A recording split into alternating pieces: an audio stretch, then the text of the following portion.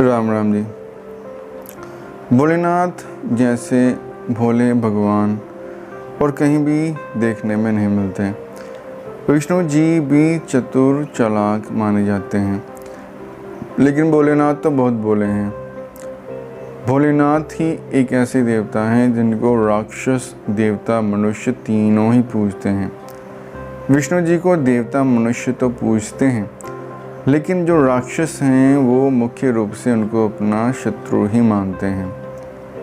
केवल प्रहलाद जी ऐसे भक्त हुए हैं राक्षसों में जो विष्णु जी के भक्त हुए हैं। अन्य सभी राक्षस सामान्य रूप से विष्णु जी को अपने शत्रु के रूप में ही देखते हैं।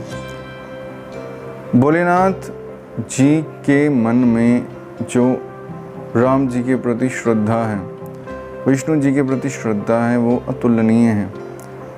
इसी कारण उन्होंने सती जी का त्याग कर दिया था। एक बार भोलेनाथ और पार्वती जी एक जंगल से गुजर रहे थे। वहाँ पर राम जी का अवतार हुआ था और वो सीता जी के वियोग में दुखी थे, रो रहे थे और पक्षियों से, हिरण से, वृक्षों से, लताओं से पूछ रहे थे कि सीता कहाँ है।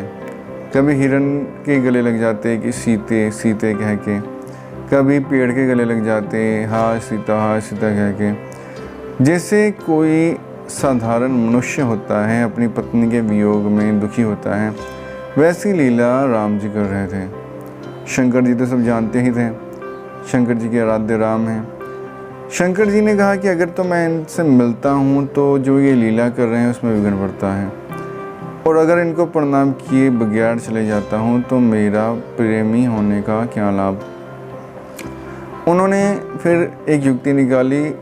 उन्होंने राम जी से मिलना उचित नहीं समझा, केवल थोड़ी दूर से प्रणाम करके बोले जय सच्चिदानंद। तो प्रणाम भी कर लिया, उनको कुछ विक्षेप भी नहीं किया अपनी लीला करने से, और वो वहाँ से चले भी गए। सती माता ने देखा कि एक साधारण मनुष्य को भोलेनाथ ने प्रणाम किया, ये कैसी बात हुई।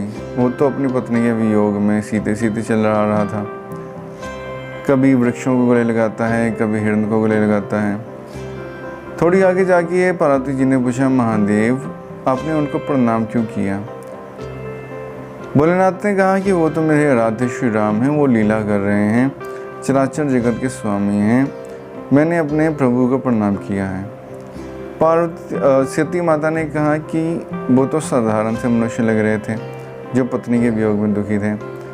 भोलेनाथ ने नाना तरह से सती जी को समझाया, लेकिन सती जी एक ना मान सके।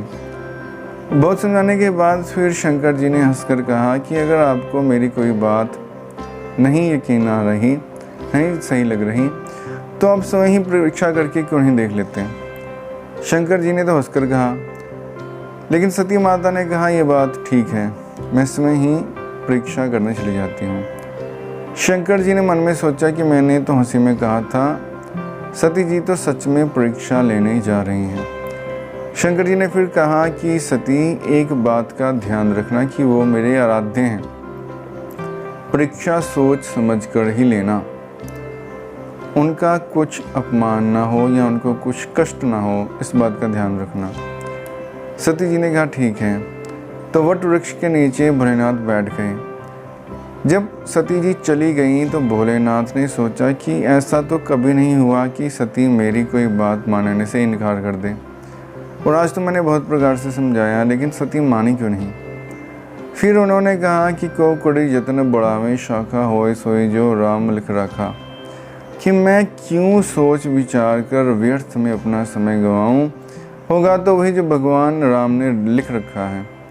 और वो बैठकर परमात्मा का भजन करने लगे, राम नाम जपने लगे।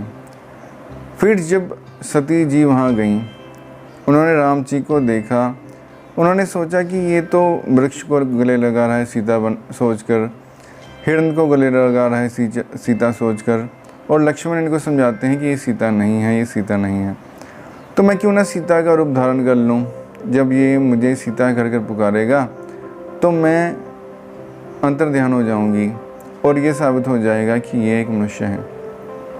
उन्होंने यही किया, सीता का रूप धारण कर लिया। और जब राम लक्ष्मण के सामने गई तो लक्ष्मण जी ने तो देखकर सोचा कि ये सीता जी ही हैं, लेकिन राम जी जो मायापति हैं वो सती जी की माया देखकर हंसने लगे। उन्होंने समझ लिया कि मेरी परीक्षा करने के लिए सती जी सीता का रूप धारण करके आई हैं। उन्होंने एक सुर में सती जी को कह दिया कि सती जी आप अकेली यहाँ क्या घूम रही हैं इस जंगल में, भोलेनाथ को कहाँ छोड़ आई। जब इतने वचन सुने तो सती जी तो बहुत घबरा गईं। उन्होंने कहा कि ये बात इनको कैसे पता लग गई कि भोलेनाथ को मैं वट के नीचे छोड़ के आई हूँ और मैं सती हूँ। सती जी अपने असली रूप में आ गईं और राम जी को आशीर्वाद दिया और वहाँ से चली गईं। जाते वक्त राम जी ने कहा कि अब सती जी को एक अपनी माया की झलक भी दिखला दी जाए। रास्ते में जाते समय उन्होंने सामने देखा राम लक्ष्मण सीता, दाएं देखें राम लक्ष्मण सीता, बाएं देखें, ऊपर देखें, नीचे देखें, हर तरफ उनको राम लक्ष्मण सीता दिखाई देने लगे। आंखें बंद की उन्होंने तो उनको अनंत कोटि ब्रह्मांड के दर्शन हुए। अनंत कोटि ब्रह्मांड में कई तरह के जीव जंतु पशु पंक्षी, लेकिन राम लक्ष्मण और सीता एक ही थे। जब उन्होंने ये सब देखा तो आश्चर्यचकित रह गईं और मन में प्रार्थना की कि राम जी मुझे ज्ञान हो गया है, आप मेरे अपराध को क्षमा कीजिए। फिर सब सामान्य हो गया। जब भोलेनाथ जी के सामने सती जी गईं, भोलेनाथ जी ने पूछा, हाँ सती तुमने क्या परीक्षा ली। सती जी ने कहा, कुछ नहीं, जैसे आपने प्रणाम किया था वैसे ही मैं प्रणाम करके आ गई। जब ये सब सुना तो भोलेनाथ ने सोचा कि ये तो मुझे सही नहीं लग रहा।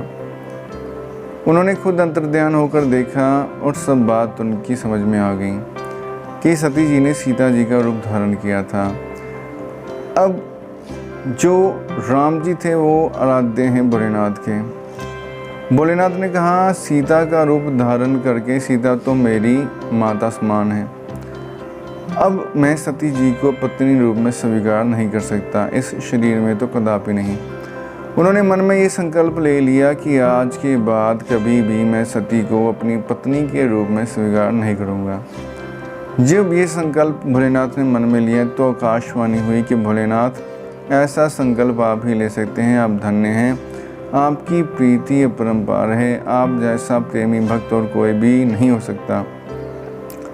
जब यह आकाशवाणी सती जी ने सुनी तो उन्होंने भोलेनाथ से पूछा कि यह आकाशवाणी क्या थी और आपने कौन सा संकल्प लिया है। लेकिन भोलेनाथ चुप रह गए, उन्होंने कुछ नहीं कहा, क्योंकि उनको पता था कि अगर मैं कुछ बोलूँगा तो सती जी का मन बहुत दुखेगा। लेकिन कुछ समय पश्चात जब सती जी ने महसूस किया कि मुझे पत्नी के रूप में भोलेनाथ स्वीकार नहीं करते, बाम अंग में भी नहीं बैठाते, सामने बैठाकर एक चेले की भांति मुझे शिक्षा देते हैं या बात करते हैं, तो संकल्प क्या लिया था वो समझ गई। फिर सती जी को दक्ष के यज्ञ में जाकर अपना शरीर जो था योगाग्नि में समर्पित करना पड़ा और फिर मैना के गर्भ में हिमालय की पुत्री के रूप में पार्वती के रूप में उन्होंने जन्म लिया, फिर भोलेनाथ को प्राप्त हुई। तो इससे एक तो ये शिक्षा मिलती है कि जैसे जब सती जी ने भोलेनाथ की बात नहीं मानी तो सोच विचार करने से बेहतर भोलेनाथ ने सोचा कि परमात्मा का भजन करना चाहिए। को करी यत्न बढ़ावे शाखा होए सो की, जो राम लिख रखा, कि ज़्यादा विचार करने से क्या होगा। अगर कोई सिचुएशन हमारे हाथ में नहीं है तो होगा तो वही जब भगवान चाहते हैं। ज़्यादा विचार करना उचित नहीं है। उचित ये है कि जो ये इंसान का शरीर मिला है इसमें ज़्यादा से ज़्यादा भगवान का भजन किया जाए। तो कभी भी समय को व्यर्थ में मत गंवाओ, परमात्मा का भजन जितना हो सके उतना करो। दूसरी बात, भोलेनाथ ने सती जी को स्पष्ट कुछ नहीं कहा, लेकिन मन से उनको त्याग दिया। इस संसार में अगर हमें ये पता लग जाता है कि हमारा करीबी किसी ने हमसे झूठ कहा है या किसी ने हमारा अपराध किया है, तो मुंह से बिगाड़ने की ज़रूरत नहीं है अपने संबंधों को। तुमने ये किया, तुमने वो किया, सिर्फ मन से त्याग दो। उनसे उतना ही रिश्ता रखो जितना ज़रूरी है, लेकिन गहरा विश्वास जो आपके मन में था उसको अपने मन से निकाल कर एक साधारण व्यक्ति की भांति, साधारण मित्र की भांति उससे संबंध रखो। संसार में सबसे संबंध तोड़कर भी गुजारा नहीं है, और जो विश्वास पात्र नहीं है या जिन्होंने आपको एक बार धोखा दे दिया, आपका नुकसान कर दिया, दोबारा उस पर विश्वास करना भी सही नहीं है। तो केवल मन से त्याग दो, मुंह से सबसे बना कर रखो, लेकिन मन से ऐसे व्यक्ति को त्याग दो। और भोलेनाथ के मन में इतनी प्रीति थी सती जी के प्रति, लेकिन अपने इष्ट देव के प्रति श्रद्धा उससे कहीं ज़्यादा थी। तो ऐसा प्रण, ऐसा जो संकल्प है वो शिव जी के अलावा और कोई ले ही नहीं सकता। इतनी भक्ति अगर किसी भक्त के मन में होगी तो परमात्मा खुद उसको आकर मिलेंगे।